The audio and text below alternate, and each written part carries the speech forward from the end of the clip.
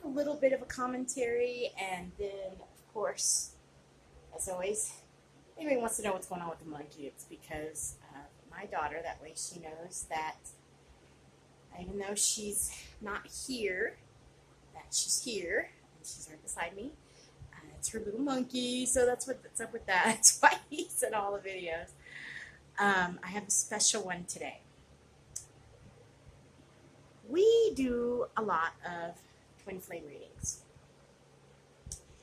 and we say a lot about the specialness of the relationship, the wonderfulness of getting to actually meet that. If it's your actual twin flame, is miraculous. It is like finding a golden needle in a stack of hay that is a mile long. I mean, it's that hard to do. Many of us are blessed, especially with going on in the world right now, with meeting that twin flame. But we sure do talk a lot about karmics. I did do one on the DM crisis, and I have to say, even in my twin flame situation, caused a little bit of a problem, even though some of it was geared in that direction, most of it not. I channel it, and as I read, I go with what needs to be said for the collective as it comes out from source and spirit. So, but, you know, in lieu of just trying, especially with this new moon in Leo, we have a ton of fifth house energy going on. We're talking vacations, family, friends. We're reconciliations coming up. We need to do some makeup healing on maybe some things that cause some problems. But here's the deal. We never, ever see from a karmic's perspective what is going on with their twin flame journey. They may not be the twin, but they are essential in our divine masculine, divine feminine's lives. They are going through a lot of rough stuff because it is an awareness that a spiritual connection that you just wish and pray that you had with your person is never going to be there, in a sense. Now, I can't say that. I mean, everybody has, like, you know, the karmic soul situation, but in a sense that is fated, it's destiny. I'm putting on fate and destiny as far as what they mean. Everybody has their own versions of that. But this is the reading that I wanted to do for the karmics. Now, what do the karmics want to say in regards to the twin flame situation? What the source, their spirit guides, want to say to them in regards to the relationship, how they feel about their counterparts, twin flame, what's really going on with them in regards to that relationship, how we can make it better, and ultimately, because most of them are karmic situations, soulmate situations, where that relationship is ultimately going, what they can do to clear their karma, and or what can they just do to bridge the relationship that's going on with the divine feminine, divine masculine in these ultimately supreme spiritual relationships that nobody really totally asked for. Can't say that, we just signed a contract, but the soul contract, coming in this lifetime, we remember nothing. We meet these people and fall in love and get involved, and then find out we have a higher purpose, and that higher purpose was not with you. It's with somebody else. This somebody else grows me into a bigger person. This somebody else is the one who activates all the things that need to be activated in me to become my essential self, my higher being, vibrate higher for the collective, for the overall good of the planet, for the health of our solar system, for everything. And that's just not just the twin flames. They're super duper important, like me. But here's the deal, and it's how we vibrate and harmonize off of each relationship that we have in our everyday, in our every minute, how we are conducting ourselves, who we're hanging around. All of that's super important. But you know, I know the karmics, that word sounds dirty. They hate it. Ah, it's karmic. And then, you know, we all even say it with an undertone that seems and sounds a little negative. So, and we're all kind of down for that because that's not what this is about. This is not just about the romantic aspects of what comes out of a relationship. That's nothing that you can put two people together and think anything overcomes. It's got to be there. It's not something you grow into. It's not, you got to give it the opportunity. It's not, but here's the deal. What we do know is that life doesn't go too well when the twins are not communicating. We see the veil is lifted so much on others. We see so much of what we're not meshing with other people once we get involved with their twin flame. But we're never, ever, ever, ever giving the karmic soulmates or people who are currently involved with a twin flame counterpart, you know, what we never give them their say. We never have source say, hey, you're special and necessary, and you are. And you are. You do the everyday karmics, and then I want to call you essential. Essential females, essential males. You do the everyday. You see the worst. You know in the back of your mind that your person has another person in their thoughts that can't be helped.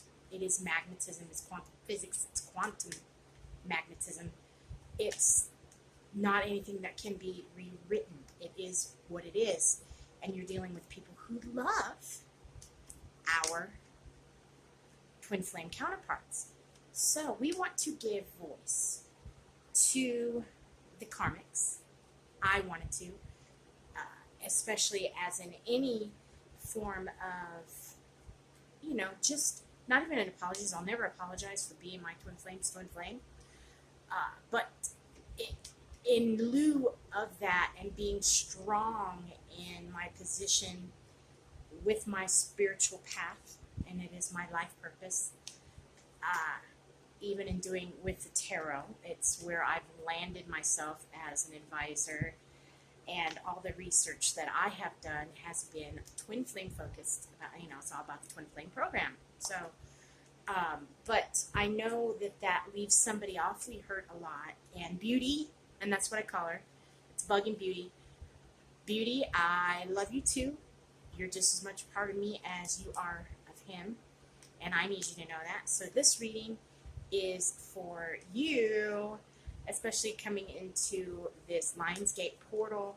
I think as clean as some of us can come out and just start working really well. Sometimes you just need acknowledgement. You just need to be acknowledged. I am his everyday. I am his true heart. Now, we say that it's like because our twin flame is the other half of us. It's the other half of our heart.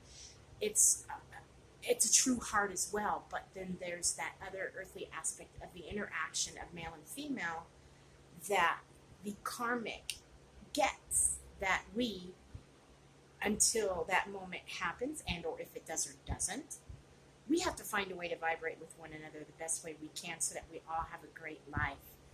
And it's such a tough place to be. So kudos to you, karmic soulmates, other divine counterparts, essential males, essential feminines. You know, the whole thing is a really super hard. But the thing is we have to be in each other's lives. We have to, in some way, make it as positive as we can before, you know, it's not like we're technically allowed to walk away. We are drawn to one another. It's going to be there. So that's the thing, is that by being with one another, we activate the best parts that trickles out into, we buzz, we harmonize in a way that is recognizable to others, that is outside of what the karmics, boyfriend, girlfriend, spouses, life partners, whoever your twin flame is, if it be your friend,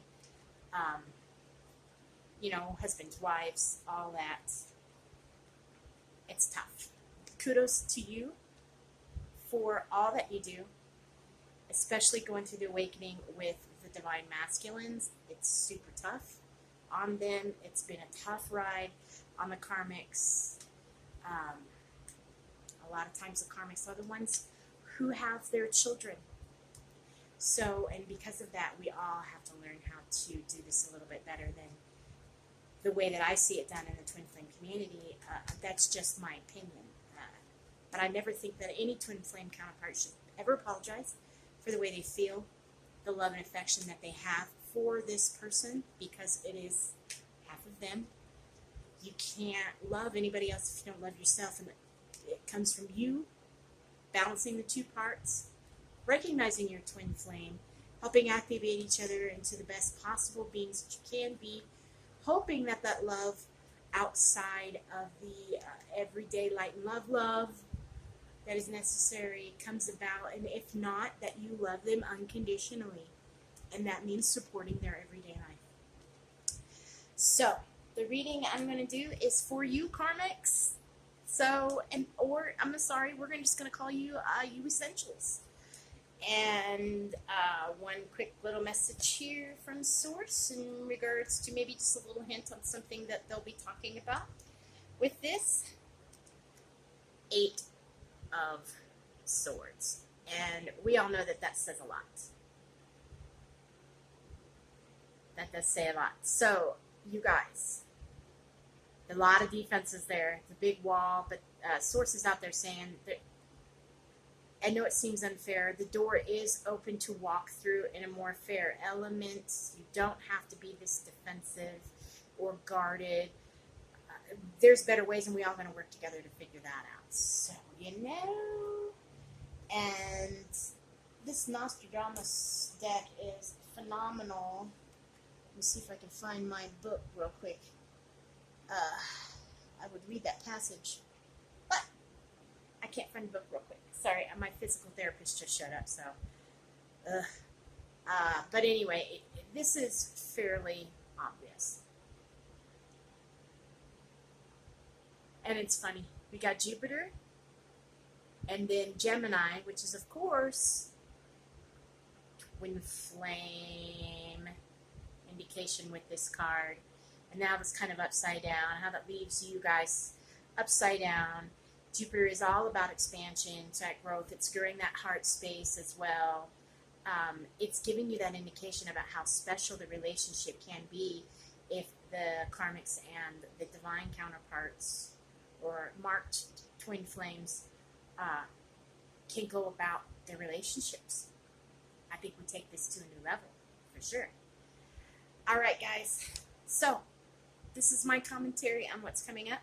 I'm going to do the essential relationships, beauty. This one's for you very much. And take care of my bug. I ain't mad at him, so just tell him that. Or you. And hopefully this mends anything and having you know that to me you are important. Okay. In my life, and I know how important you are. It's for more reasons than one.